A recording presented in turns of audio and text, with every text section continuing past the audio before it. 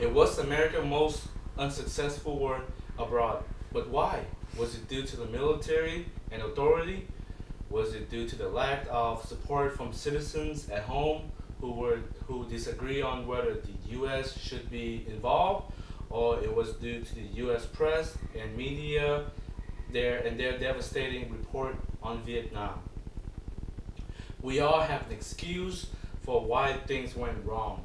During the war, the military pointed fingers at the press, as the media outlets suggest that it was lack of military power which led to the failure in Vietnam. Historian Professor Daniel Halen of UCLA introduced the idea that the failure of the Vietnam War was due to the effect of the news and the reports of the war back in the U.S.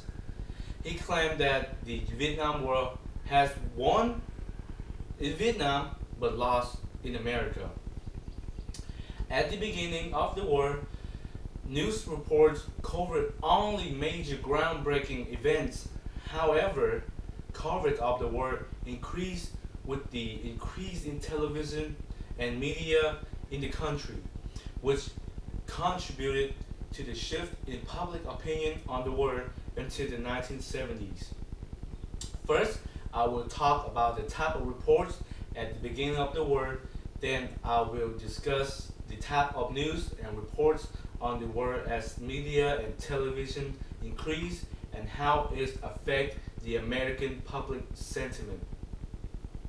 In early days of Vietnam War, news report of the war covered major groundbreaking events in the country and the fear of the spread of communism. Furthermore, the reports were based off military reports due to the lack of in-country correspondent in the 1960s. Before the U.S. officially became involved in Vietnam, the Vietnam latched onto the fear of communism and its spread during the 1950s.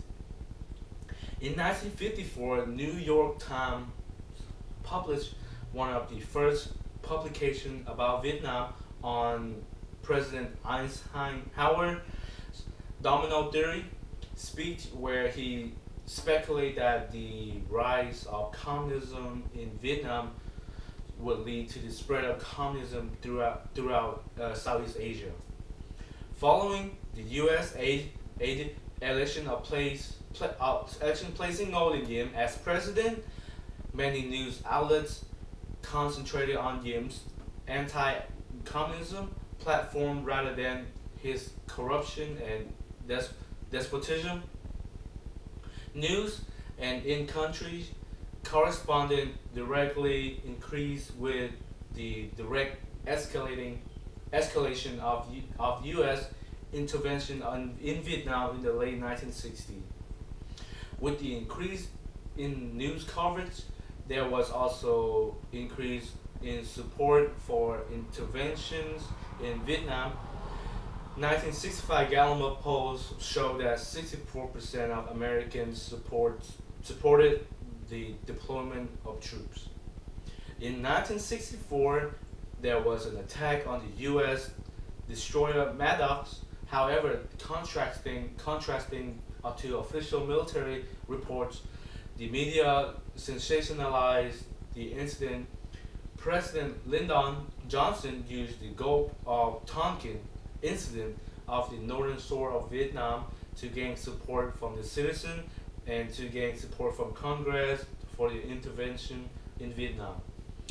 Similar to the Gulf of Tonkin, the incident news coverage of the Tet Offensive 1968 was also manipulated, contrasting to the official military report that the attack was a military failure for the communist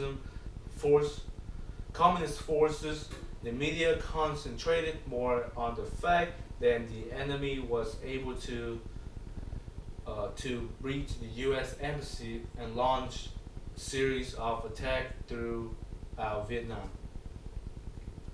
The media's negative coverage of the Tet Offensive 1968 causes a sharp decline in public support for Vietnam War. A Gallup poll in 1968 revealed that only 41% favored U.S. involvement in Vietnam and 49% believed that the involvement was a mistake. Early coverage of the war focused on major events and the spread of communism, and ultimately fed into the fear of the spread of communism.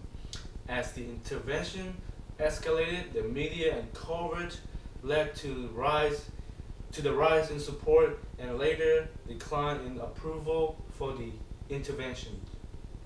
So now I propose the question: who is at fault? Was the failure of the Vietnam War the fault of the media?